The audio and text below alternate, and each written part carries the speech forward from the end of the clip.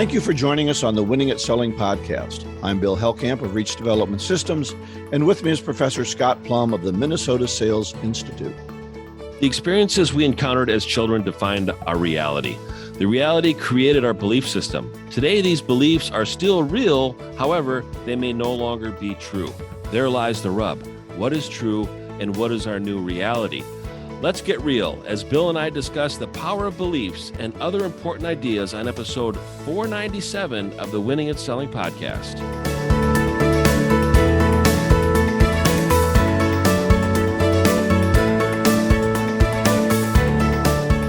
Hey man, I remember my reality in the 70s. Yeah, I was born too late. It was a different reality, man. Yeah. Did you see how I brought in that "Let's Get Real" from the book? Oh, there you go. Yeah. Let's not play. Yeah. So, well, speaking of books, we are in the last section of Sales Jiu-Jitsu, Part 4, Winning, Chapter 10, Learn. So this might surprise you, but there's 3 main points here in Learn. And number 1 is to stay hungry, stay thirsty, my friend. I think is what we say. Exactly. Wins are great, but don't just celebrate them, learn from them. And I think that's great. We tend to do a post-mortem on the things that we lose, but I think looking at the things that we won, what we do right, what could we have done better, always thinking about incremental improvement. And I do think that sales team just go blithely on. Here's the next one. Here's the next one. I won this one. Let's have some champagne. And we move on and we don't really look at them. And Daniel says he sees one of the things he said was when he sees his team going to a slump, he can usually look back a couple of weeks and see that they skipped analyzing sales. Mm-hmm. So he's not keeping his team sharp. And I think it's important, even just a weekly 1-hour meeting to practice some things, look at your sales, think about things. Don't just go on week to week making the same mistakes. Yeah, that's really good advice. I love the saying, I heard it many years back, reward the behavior and celebrate the results. Mm-hmm. And if we look at leading and lagging behaviors and leading and lagging goals, we can incorporate that formula and always reward the behavior that you go through it. But debriefing a call is so important. It's I'm working with one client right now where they record sales calls, conversations that they have with customers and prospects, and we will spend 45 minutes analyzing one 10-minute call. I'll stop the recording. I go, what did you hear? I hope you say this. He goes, well, I really don't remember what I said. I go, we'll find out, but you better have said this.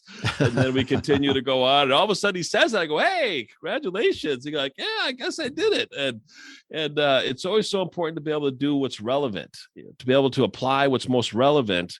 And debriefing sales calls is so important. And like Daniel said, you never did anything wrong, but if you had a second chance to do it again, what would you do different? Yeah. What would you do better if you had another chance to get up at bat? How would you improve from the performance that you did here to the next performance? And I love how he really Daniel stressed that we want to be emotionless. So when coaching and debriefing calls, we need to be emotionless. So don't get into a situation where you're upset or somebody needs to be defensive. Yeah, I think that's very easy to do. They're already a little bit defensive when they're being coached because they think we're just looking for the things that are wrong. And one of the things that I learned in coaching presentation skills, confidence is so important. And don't just look for the things they're doing wrong. Right. When you're going to coach somebody, make sure you also focus on the things that they're doing right. Kind of the old 1-minute manager deal, right? True. Yeah. Don't just tell me everything I'm doing wrong and hope I fix it. Tell me the things I'm doing right. Help me build my confidence, because making phone calls, going on sales calls, doing presentations all require a level of confidence to do better. I can say a lot of dumb things if I'm confident and get away with them, that if I hesitate through them, I'm going to sound dumb. So I'm not advocating, make a lot of mistakes, but do it with bluster. But I'm saying that confidence and knowledge together are a very powerful package. And I can be as knowledgeable as possible. And if I'm not confident, I'm not going to come across well.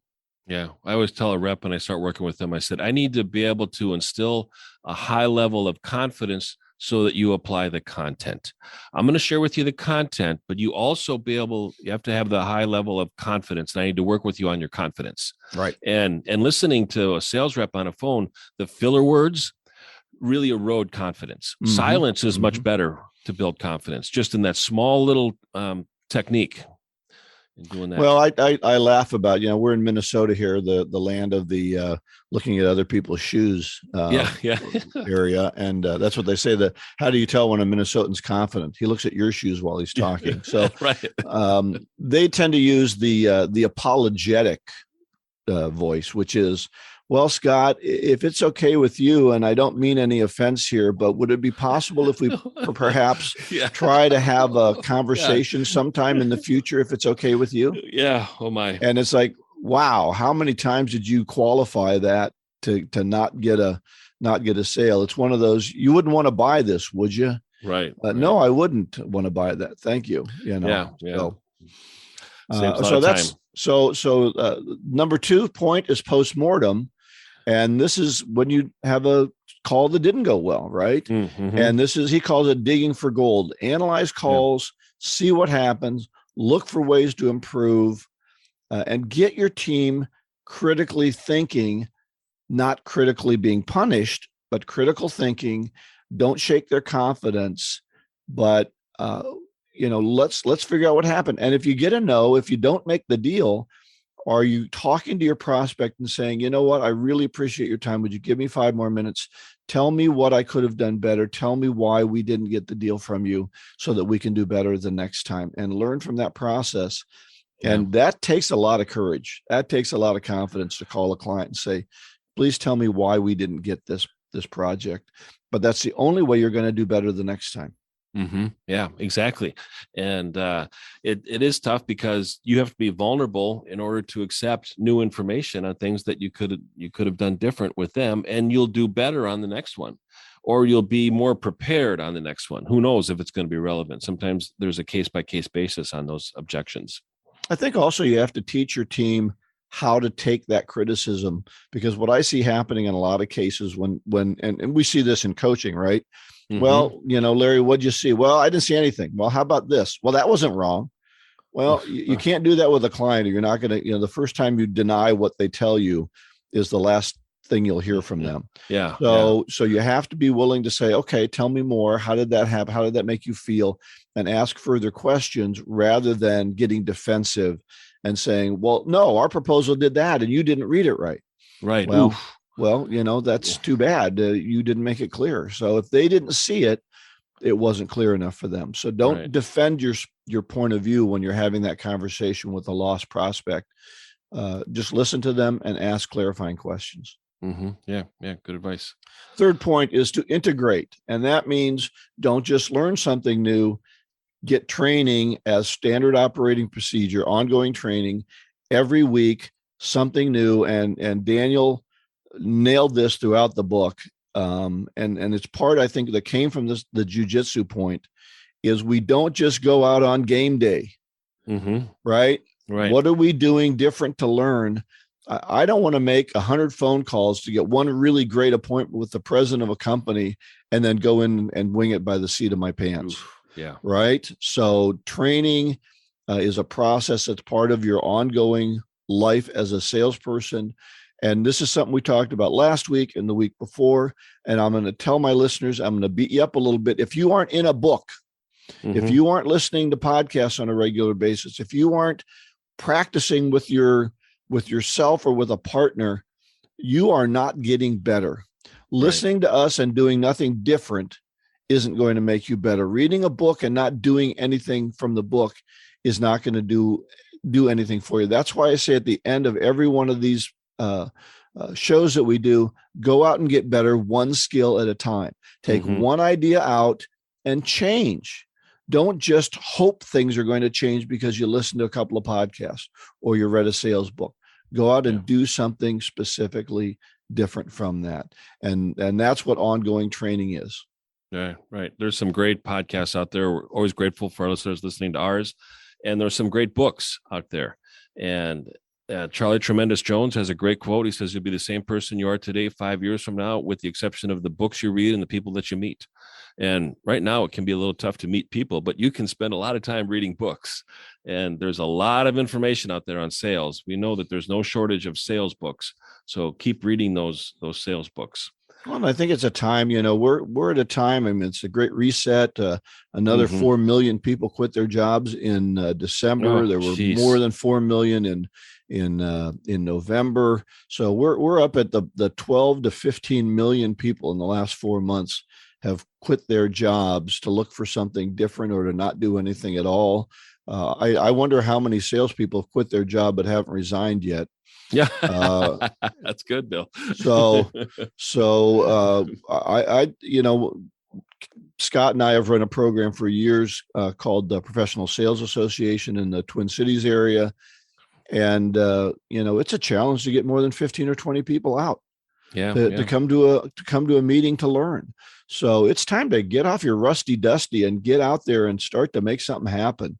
Right. The COVID deal is with us and it's going to be with us. Yeah. So take it as it comes. If you've got underlying issues, you're going to have to deal with it. But if you don't, go out there and start to do something. Yeah. Yeah. Good advice. All right. So our next book, next week we have a guest. So we're not going to do a book next week. So in 2 weeks, we're going to start a new book, The Success Principles by Jack Canfield. So it'll be a great book. I looked over it. We haven't figured out exactly how we're going to do it, but we're probably going to read 4 or 5 sections, pick a couple of those to talk about. But all the sections are good. So even if we don't talk about it, doesn't mean it's not valid. Right. Right. This segment is being brought to you by The Art of Prospecting, Your Guide to Get in the Door by Steve Kloida. I'm Ron Lehman, and I want to tell you about one of the best sales books I've ever read. The Art of Prospecting, Your Guide to Get in the Door, gives you the tools and techniques to fill your pipeline and achieve more sales success. The author is Steve Kloida, known as the prospecting expert, and this book proves it. So if you want to learn from the master, get The Art of Prospecting, Your Guide to Get in the Door. It's available at theprospectingexpert.com. Just click on the Buy Book button. Our topic today is the power of beliefs. And if I've said it once, I've said it 100 times, if not 200 times. And that is that our beliefs determine our behavior, and our behavior gives us the results. To say it a little bit deeper, I'll say that our beliefs define our reality. They define our behavior. Our beliefs define our behavior, which then in turn generates the results and the outcomes that we have. And let's think about how our beliefs are defined. Our beliefs are defined by experiences that we've had at a young, impressionable age. I remember the first time that I was told, don't talk to strangers. These childhood messages that we hear as a child, are they real? Absolutely. Are they still real? Absolutely. Are they true? They're no longer true. We've also heard the saying, it's not polite to talk about money. We've heard that one before. And when it comes to money and you have a salesperson and you have a belief, it's not polite to talk about money, and you're talking with the prospects and you don't talk about budget, and you deliver a proposal or quote, or at that time in not talking about money, what's your number one objection? Oh, it's always money. Yeah. And I'm afraid to even mention it. Yeah, because it's not polite to talk about money. So now you're dealing with something as an objection when you could have dealt with it earlier. What is an objection? An objection is an unasked question. Who didn't ask the question? The salesperson didn't ask the question. Why? Because their belief at a young, impressionable age was don't talk about money. Well, that's okay, Scott, because I never got to talk to him because I don't talk to strangers. Right. Yes, that's true. If I don't talk to strangers, I'm not going to meet any prospects, and then I won't have a chance to talk to them about money. Yeah. Yeah. What are some of the beliefs, Bill, that you've encountered or heard from salespeople that you worked with that have really paralyzed their behavior? Oh, I think we talked about fear last week, and I think these behaviors appear to us as fears. And so the fear of taking a no, the rejection, the feeling that says rejection is bad. Yet everyone that you read about who's been successful will tell you, I overcame rejection. I overcame the fear of somebody telling me no, or the feeling that I was being rejected. It's the ketchup idea that we talked about. They're not rejecting you. If they reject your idea, fine, move on to somebody else. And I heard a speaker once say, you've got to take everything and kind of even it out. Hey, you hate me? Okay, no problem. You love me? Okay, no problem. You want to talk to me? Okay, no problem. You don't want to talk to me? Okay, no problem. You just, everything is evened out, and you take the wins and you build up on those wins. I think that's one of the things too that I learned from teaching people to speak more effectively, and that is you need to change the tapes in your head, and that's what you're talking about. These beliefs are the tapes that you're playing in your head that say, I failed, I can't make phone calls, I don't talk to strangers, I can't talk about money. You've got to start focusing on those times where you did those things, you were successful, and those have to be the new beliefs that you create. Mm-hmm. I think role models are very powerful in this area. You think about, I mean, some of us have heard the story about Abraham Lincoln, or we've heard the story about Colonel Sanders, or even Michael Jordan, who didn't make his high school basketball team and wanted to play baseball as his career. And he did that for a little bit, but we know his gift is basketball. Well, we know after he tried playing baseball that 6'6" is really hard to hit. Yeah, it is. It's a big strike zone, baby. And these people never gave up. They just never gave up. And they learned and they figured it out, and they eventually cracked the code, and they became very successful and very powerful.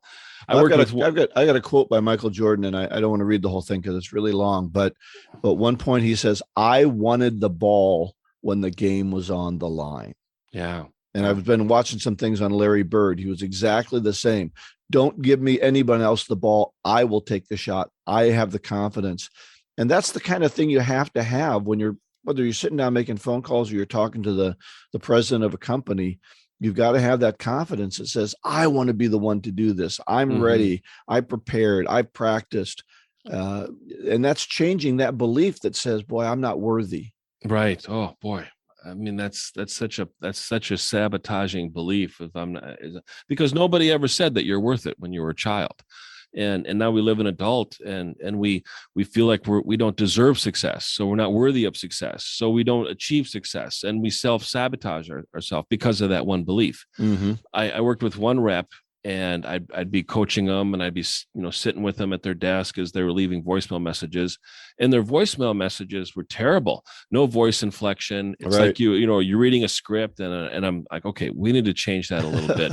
Well, I am reading a script, so I can't do anything but act like I'm reading it. Right, and let's do a little voice inflection. Let's kind of go through it. Let's memorize it so that we can feel like we're not reading a script, and that feeling is going to show up in our behavior. So let's do that. And then it never improved. And I said, would you return that voicemail message? And then the rep says to me, well, I don't listen to voicemail messages. I go, aha, we've cracked the code. You don't believe that voicemail messages are effective, so therefore you do not leave voicemail messages. And you leave one that no one is going to listen to anyway, so what's it matter what I say? Yeah, because that rep doesn't listen to their own voicemail messages. Right. And then it scared me when he's at work, and I'm thinking, are you listening to your voicemail messages at work or not? Prospect that says, yeah, I'm ready to buy, but you need to call me and answer these 2 questions. He doesn't listen to the voicemail message. He calls him and says, what'd you call me about? Oh, geez. You sound like an idiot. So that's a belief. Right. That's a technique, of course, and it's a bad technique, and it's a bad behavior. But see how our beliefs determine our behavior, and our behavior gives us the results and the outcome. And that's why beliefs are so important. Well, I think you said it before that we tend to sell the same way we buy, right? Yes. So that's a belief. I believe this is how people like to buy because that's how I like to buy. Which is real, but not true. It is real. I mean, everything that we experience in our life is definitely real. We can't discount that. I can't take that away from you. I can't disagree with you on it. Yes, you experienced it. Yes, it is real. Is it true today? Is it true in the role that you play? No, it is not. And we have to be conscious of that. I worked with one rep who had the belief that withholding information is not lying. Ooh, that rep didn't last long at the company because, they were always being really coy with leadership and management and me. And when you had to start playing 20 questions to get information out of somebody because they have a belief that withholding information is not lying, you're on the run. As a leader, you're on a run when a salesperson has that belief, which is very, very well. It will come back to bite somebody. It might be the people that are delivering your product for you, but somebody's going to get a bit in the butt on that one. That is lying. It's misrepresenting in some way. Right. I remember I worked with a client, and they had done a study. They like studies, so they did a study with a firm, and they talked to their customers, and their customers said, "Well, we'd rather that you didn't prospect us through the phone." Yeah. And that's because takes time out of ours. Just send us emails. And so they started to change their belief that we shouldn't call our prospects because they don't want to be called. Well, nobody wants to be called. I think if you ask that question of 100 people, 99 would say, no, don't call me. Just send me an email. Mm-hmm. But it doesn't work. Right. So you need to get the phone call once in a while and follow up on the email and say, hey, let's talk.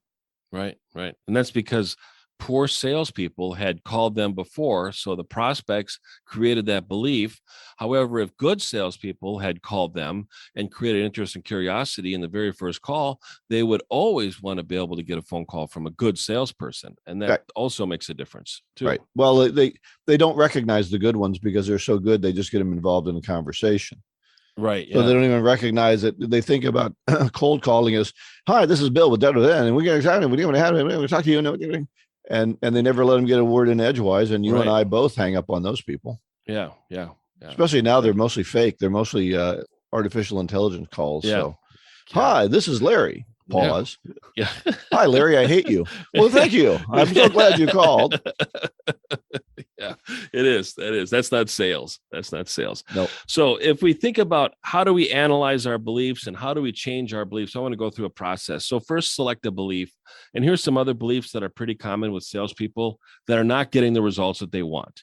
Is they believe that I cannot shorten my sales cycle. So my sales cycle is 15 months. Well, I can't shorten it to 6. Well, if you believe that, that's your reality. So there's no way of ever changing that belief.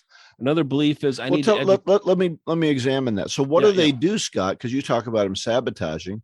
So what do they do when they believe their cycle is 15 months or whatever? Well, they follow up every 2 weeks and they just want to check the box and check in and touch base, and they're very slow about creating urgency because they don't think they create any urgency. They create no urgency at all, but they just kind of go with the flow and they feel like they need to be a relationship builder. So let's work on building the relationship first. And, let's just be buddies and friends. And I've been on sales calls with people who have been in sales for many, many years. An hour goes by, we talk about nothing of any substance. Right. And I'm just banging my head against the desk going, can we move the needle here a little bit?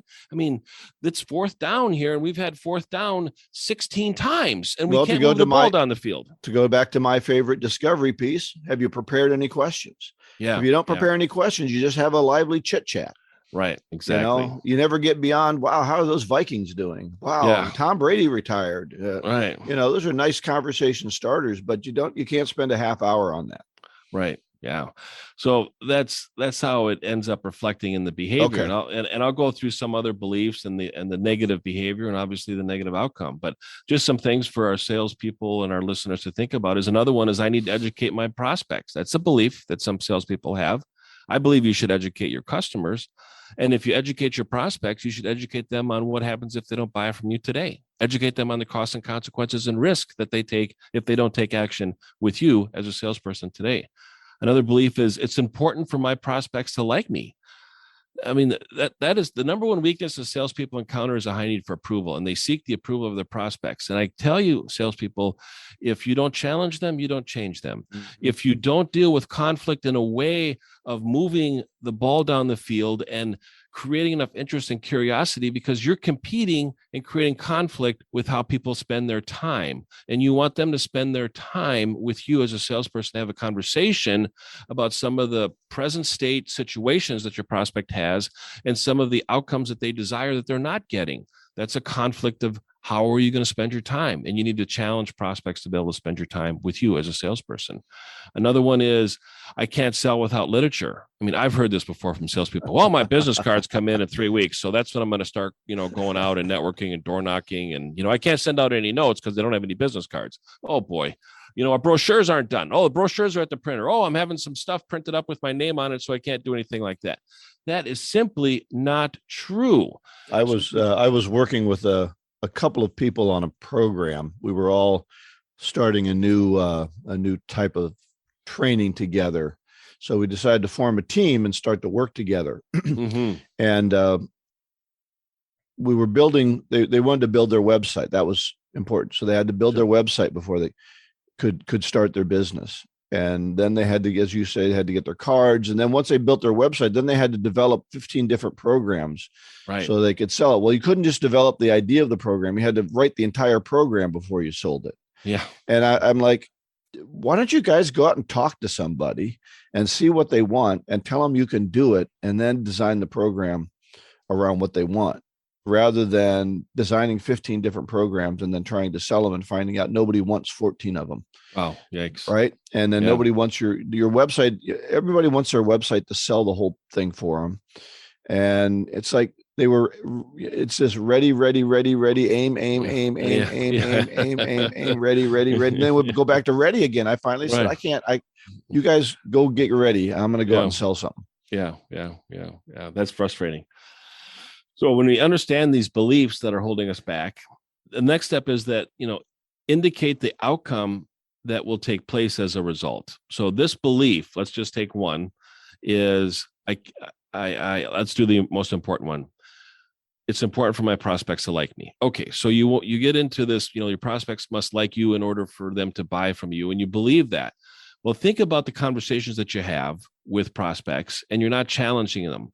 And if they get emotional and start getting frustrated, then you stop asking them questions. Mm-hmm. And you know that people buy emotionally, they justify it intellectually. But as soon as they get emotional, then you back up and you start, you hear the beep, beep, beep, and the salesperson is not challenging them to the next step, which is what happens if you don't fix this. I can't challenge them. I can't ask them the hard questions. So that's the outcome of that belief. And then let's calculate the amount of revenue that you could have generated if you changed that belief, and then figure out how much commission have you lost because you haven't changed that belief, which hasn't changed the behavior, which hasn't changed the outcome of the sales that you could make. And then you got to ask yourself, is this cost enough to get rid of? Is this worth it for me to go figure out, I got to have a better way? And that's a forehead slap. And it's the first step of change is awareness. And you go, I got to change my beliefs on this particular situation. And I need to be able to have prospects respect me, which means I need to be able to challenge them in order to change them, which means I need to be prepared to ask questions and take them to a level and a desired outcome that they want. Mm-hmm. So you have to believe that. That has to be a belief. And if you think about some beliefs that we have, if we just take it, another one of my prospect will only buy from me if I have the lowest price. So that's the belief. What's the behavior of that? Well, I need to cut my price in order to make the sale. Well, then what's the outcome of that? You say you cut your gross margin, you commoditize your product, you devalue what you're offering, and all of a sudden the company's losing money, and the CFO is coming over to your desk about once a week going, what are you selling here? Because we're not making any money on whatever you're doing, and you're costing us money at that point. Mm-hmm. So we really need to think about how the impact of the beliefs. And I always say, with salespeople, are the consequences greater than your commitment, or is your commitment greater than the consequences if you fail? Mm-hmm. And as salespeople, our commitment has got to be greater than the consequences if we fail. And if we fail in our behavior. But where do we really fail? We fail in the beliefs that drive our behavior. So we really need to uncover the beliefs that we have that really paralyze our behavior, which are limiting the results that we have. Bill. Well, I think this goes back to the end of the book, Sales Jiu-Jitsu, and that is if you're not analyzing what's going on with the help of a coach, because you can't see these things yourself. Yeah, so true. The unfortunate thing is you're often totally blinded by your own weaknesses. Mm-hmm. And you even see them as strengths. I'm a great relationship builder. That's what I do really well. And everybody loves me that doesn't buy from me. Right. But they love me because I never challenge them. Yeah. And so you're seeing that as a strength. And when you see it as a strength, there's no way you're going to be able to change it because you need that coach. I'll do a shameless plug here, Scott. I think when you and I have coached people, that's the thing we've had to help them see and overcome the most and find ways to overcome. What are the blind spots that you think are strengths that are really keeping you from being an effective salesperson? And when somebody helps you see that, then you can start to move forward. But until you see it, that head slap moment that you talked about, it's not going to happen for you. So I would recommend it. If it's Scott and I, we do a lot of coaching over Zoom. We do it nationally, internationally even. So give us a call, send us a note, because we can coach you through some of those bad habits that you have. And that's the only way it's going to happen. Right, exactly. I think self-awareness can be a very big challenge for some people. Have you ever met people that have no self-awareness? It's like, and they're just aloof and in the clouds, and they have no idea the impact that they have when they're working or talking or, collaborating or even selling or having a conversation with anybody. They just really lack that self-awareness. All right, I'm going to tell a quick story here. I know I've told it before, but it's one of my favorite stories. I was asked to coach a salesperson, and he brought a recorder in. He said, I want to record everything that you say to me because I really want to learn. And he asked me one question. I answered it a little bit, and then he talked for 45 minutes. So he said, well, what do you think I learned from this? I said, listen to the tape. You'll figure out what you need to know. And we got back the second time, and he said, I didn't figure it out. He said, you didn't say anything on the whole tape. I said, okay, let's try again. And he asked me one question. I answered a little bit, and then he talked for 45 minutes. I said, Brian, listen to that tape, man. It'll really tell you what you need to know. We got together for the third time. He goes, you didn't talk and you didn't say anything. I said, does that tell you anything? He still didn't get it. Talk about self-awareness. I finally said, Brian, you don't know how to shut up and have a sales call. You want to talk all the time. And he didn't want to talk to me anymore. Yeah, of course. Of course. Because he didn't want to become self-aware. He got fired within 2 months of that. Yeah. Right. And he was one of their top salesperson. But once he knew everything, he didn't need to talk. He didn't need to ask anymore. He just talked. Sure. So I think that's how the difficulty of self-awareness, even when somebody puts it in your face, you want to deny it. So be careful out there. These beliefs that Scott's talking about, they are deeply ingrained and they are hard to change, and you're not going to change it just because you want to. Yeah. So true, Bill. Great story. Love that story. We've got some resources for our listeners. I'm going to be posting a link to the top 50 self-destructive internal beliefs, so you can go through that list and then circle the ones that you think are true. And it's like, this is not an unsupported belief. This is wrong. It's a strength. Yeah. And then go through the, listen to the podcast again, or if you want to send an email or call me, we can go through a process together on the phone. Just pick one and we'll go through it. And how do you turn that belief around to be more positive instead of limitations? And then let's talk about the impact that belief has on your behavior. What kind of results are you getting? So that's going to be at the website, winningatselling.com. Also at that website, I have a presentation offer, Finding Your Spark of Courage, based on the conversation we had last week. I was going to do 3 of them. I've already got one of them booked. So I have 2 more available for your sales team or organization. If you're in the Twin Cities, I can do it in person. Otherwise, I can do it via Zoom. So about a 40-minute presentation on how to find your spark of courage that's going to get you past some of these issues that you might have. Yeah, great offer. All right, as we wrap up today, we have our golden nugget. This comes from Napoleon Hill. I know it's one of your favorite books, but it talks about belief. Whatever your mind can conceive and believe, it can achieve. You need to be able to conceive it and then believe what you've thought about, and then you can have that achievement. Yeah. From Think and Grow Rich, a powerful book, life-changing book. And that is so true. And I think imagination really can create some reality, and that's powerful. And just think about some of the things that we visualize when we're wanting to achieve a goal, and when we start visualizing, it becomes closer to reality. So great quote, Bill. But if you don't believe it, you won't do the work. It ain't going to happen. That's just not going to happen. Do the work. Excellent. Yep. So go to winningatselling.com for all this information. Share this podcast with other people. Always grateful for our listeners. So thanks for tuning in. Absolutely. Next week, our guest, Steve Keating, a master sales leader, big on Twitter, at Steve Keating, I believe. So check him out. He was a guest very early in our podcast, so we're glad to have him back again. We won't be doing a book next week, but in 2 weeks, we'll start The Success Principles by Jack Canfield. Go out and get better, one skill at a time. Joyful selling.